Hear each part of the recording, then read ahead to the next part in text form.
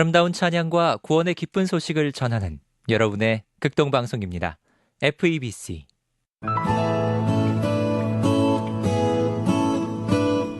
안녕하십니까. 말씀이 힘이 있어 흥황하는 교회 신월중부교회 최영강 목사입니다. 신약성경에 보면 예수님께서 여러 가지 많은 기적들을 행하시는 모습이 나옵니다. 그런데 예수님께서 이런 기적들을 행하신 이유가 무엇입니까? 예수님이 행하신 몇 가지 기적들을 자세히 보면 그 이유를 분명히 알 수 있습니다. 예수님께서 맨 먼저 행하신 기적은 가나의 혼인잔치에서 물로 포도주를 만드신 기적입니다. 예수님께서 이 기적을 행하신 목적이 무엇이었습니까? 단순히 포도주가 떨어진 잔치의 주인을 도와주기 위해서였습니까? 아니었습니다. 그것은 그곳에 있는 사람들로 하여금 예수님을 믿게 하기 위한 것이었습니다. 그래서 그 기적 끝에 예수께서 이 첫 표적을 갈릴리 가나에서 행하여 그의 영광을 나타내심에 제자들이 그를 믿으니라 라고 기록되어 있는 것입니다.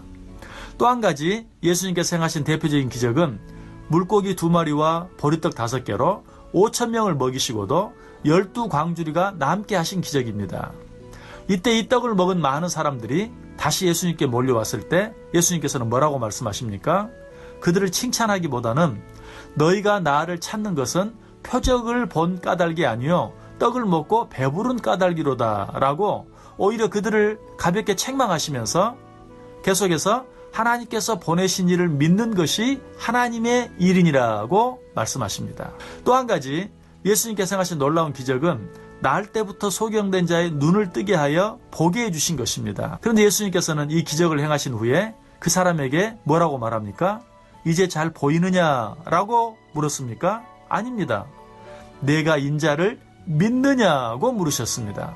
마지막으로 예수님이 행하신 기적 가운데 한 가지만 더 말씀드리면 죽은 지 나흘이나 되어 그 시체가 썩어 냄새가 나는 나사로를 무덤 가운데서 다시 살리신 기적입니다. 예수님께서 이 기적을 행하신 목적이 무엇이었습니까? 가족의 죽음으로 슬픔 가운데 있는 가족들에게 죽은 나사로를 다시 살려 가족들에게 보내 슬픔 가운데 있는 마리아와 마르다를 위로해 주시기 위해서였습니까? 아닙니다. 이 기적 역시 많은 사람들로 하여금 예수님을 믿게 하기 위한 것이었습니다. 그래서 이 기적 끝에 역시 나사로 때문에 많은 유대인이 가서 예수를 믿었다라는 말씀이 나오고 있는 것을 보게 됩니다. 이처럼 예수님이 하신 모든 일들은 사람들로 하여금 자신을 믿게 하는데 그 목적이 있었습니다. 한마디로 예수님의 관심은 이 세상 나라에 있는 것이 아니라 하나님의 나라에 있었던 것입니다. 즉 예수님의 관심은 이 세상에 있지 아니하고 오직 이 세상에 살고 있는 영혼에 있었습니다. 그렇다면 예수 그리스도를 닮기 원하는 우리들의 관심은 무엇이어야 합니까? 우리의 관심 역시 이 세상 자체가 아니라 나의 영혼을 비롯해서 이 세상에 살고 있는 모든 사람들의 영혼에 있어야 합니다. 우리는 세상의 제도를 고치기 위해 부름받은 자들이 아닙니다. 우리들은 세상에 사는 사람들의 영혼을 고치고 치료하기 위해 특별히 택함받은 자들입니다. 하나님께서 예수 그리스도를 잃어버린 영혼 구원을 위해 이 세상에 보내신 것처럼 예수님께서도 우리를 동일한 목적으로 이 세상에 보내셨습니다. 그래서 예수님께서는 아버지께서 나를 보내신 것 같이 나도 너희를 보낸다라고 말씀하십니다. 그렇다면 이러한 사람들이 모여있는 교회와 기독교의 관심은 무엇이어야 하겠습니까? 그것은 오직 사람들의 영혼 구원이어야 합니다. 교회와 기독교는 어떤 사건을 위해 있는 것이 아니라 사람을 위해 있습니다. 교회의 일은 사람이 살고 있는 환경을 고치는 것이 아니라 그 사람 자체를 고치는 것입니다. 교회와 기독교는 사람들을 편안하게 하기 위해 있는 것이 아니라 조금 불편하더라도 그것을 통해서 사람들이 예수 그리스도와 가까워지게 하는데 그 목적이 있습니다. 교회와 기독교는 사람을 잘 살게 하는 것이 목적이 아니라 사람을 영원히 살게 하는 것이 목적입니다. 그러므로 영적인 일과 관계없는 어떤 일에 기독교나 교회를 동원하려고 하지 마시기 바랍니다. 세상의 어떤 제도나 힘은 사람들로 하여금 예수 그리스도를 만나게 하는데 아무런 도움이 되지 못합니다.